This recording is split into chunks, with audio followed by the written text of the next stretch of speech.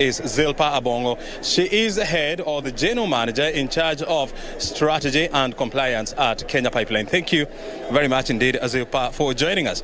Since you launched this fiber optic cable, and before we even get to that, give us an overview of what drove Kenya Pipeline Company into venturing into the fiber optic business. Thank you very much. I know we are traditionally known for pipeline transportation of petroleum products.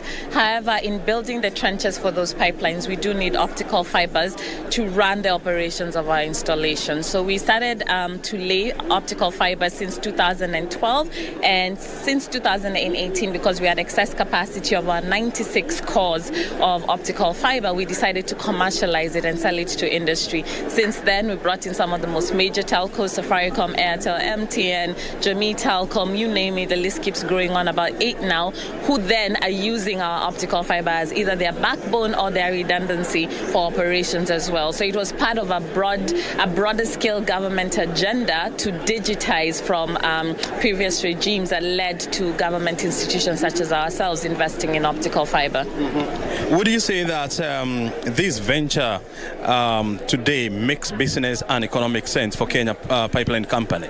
Absolutely. In fact, all our strategy going forward since then has been that for any new pipeline that we lay, we will lay optical fiber along with it, not only for our own data communication needs, but as well as for the country. And now with the 100,000 kilometers of digital superhighway that's expected and that has been inaugurated and talked about by even the Chief Cabinet Secretary, Prime Minister of the government, essentially what we're doing is synergizing alongside the private sector, the ICT authority, and the government's NOFB to bring on board capacity across the country. So as you rightly mentioned, from Mombasa into Nairobi and then diverging from Nairobi into Eldoret and Kisumu, we do have lines running. So we are then connecting with other government institutions to create exchanges for data communication, and we plan to extend into Busia and eventually, hopefully, do some sort of East African gateway into countries beyond ourselves. But we don't need to do that on our own. That's why the industry is here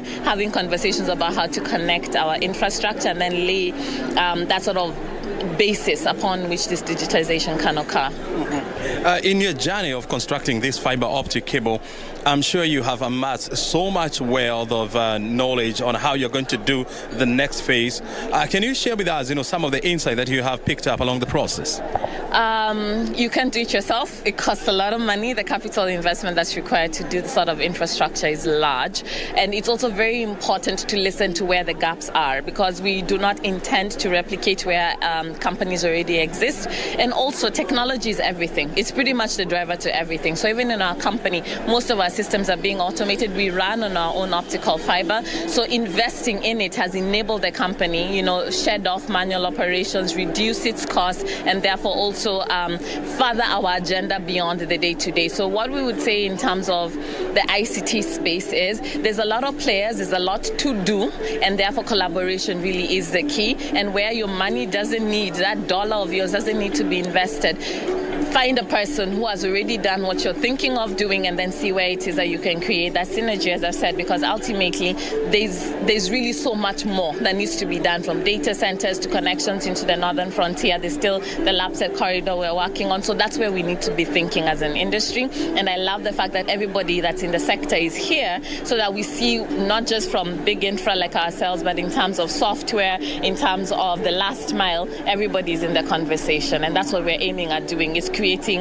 a structured framework. I still believe, and I know that, pipeline business is still the core business of our Kenya Pipeline Company.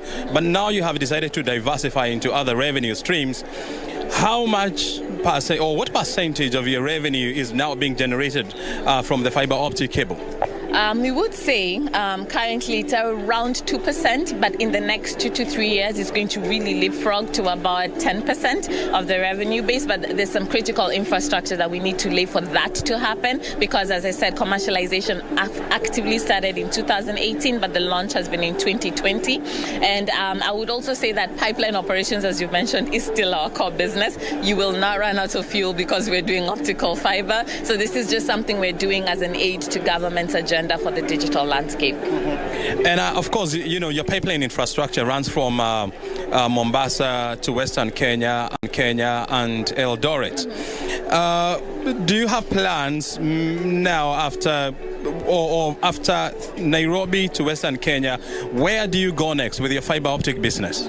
As we said, we are working very hard to try and get this into counties, especially on the northern frontier, because there's a lot of abandonment that is on that end, and everybody is looking at it. We do not have to build networks there, but we want to create interconnection nodes. And then we're also looking at, as I said, the gateway into Uganda and into the Congo. So anybody who's willing to collaborate on that front, because we have a jetty in Kisumu that can do subsea cable. So once you land in Mombasa, get all the traffic to Kisumu, there's still an opportunity to go through the lake. And then in between, we'll be working on connections to different counties. So pick up and drop off from our line is every 2 kilometers. And then we have what we call co-location points every 50 kilometers. So we are available everywhere.